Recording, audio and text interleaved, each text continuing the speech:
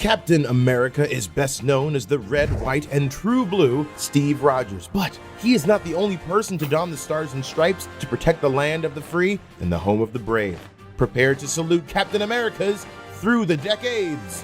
The first Captain America was Captain Steve Rogers, a hero of the Revolutionary War who helped America claim its independence from Britain and was an ancestor to the Steve Rogers we know and love. It wasn't until World War II that his descendant Steve Rogers was given the super soldier serum by the US Army to defeat Hydra and the Nazis. But when Cap's plane was shot down, he was frozen in ice, and new heroes had their day. While the US scrambled to reproduce Cap's super soldier serum, Isaiah Bradley was one of the soldiers on whom it was first tested. The super serum gave him powers, and he became an unsung patriot as Captain America. Meanwhile, President Harry S. Truman instated the Spirit of 76 William Naslund to fill the gap left by Cap with a tricorn hat. As a dying wish of William Naslund, scrappy reporter Jeffrey Mace vowed to take up the cowl and became the original World War II patriot as Captain America.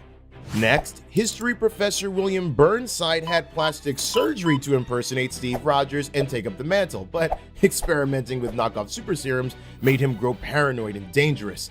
He resurfaced for a short time later when Cap took a vacation. Steve Rogers stopped his look-alike but became the Nomad, and new players stepped up to the plate.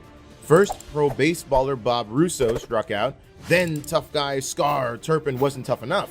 Finally, Cap fanboy Roscoe Simmons proved himself and earned the shield, but without superhuman abilities, died defending his country. Roscoe's sacrifice inspired Steve's return, but later when the US fell under the manipulations of the Red Skull, Steve was stripped of his stripes, becoming only the captain. In turn, Super Patriot John Walker took up the mantle as a more aggressive and unrelenting Cap. Eventually, Steve Rogers took back the cowl and Walker took a walk, later becoming US agent. Cap had quite a few happy years until a sick day forced feathered friend Falcon to fill in, though it didn't last long. It wasn't until the seeming murder of Captain America that Bucky Barnes did what any best friend who survived being Cap's sidekick and a brainwashed Russian operative would do. Bucky took up his friend's mantle in order to avenge his death, subsequently bringing Steve back in the process. When Bucky was later forced to step down as Cap, ex-Special Forces soldier Dave Rickford had a brief brush as the Masked Avenger, but Rogers couldn't let another Roscoe Simmons happen and reclaimed the cowl.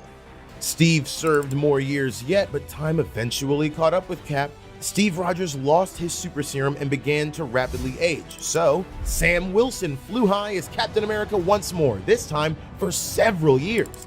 Steve eventually regained his superpowers and has returned to service for the time being.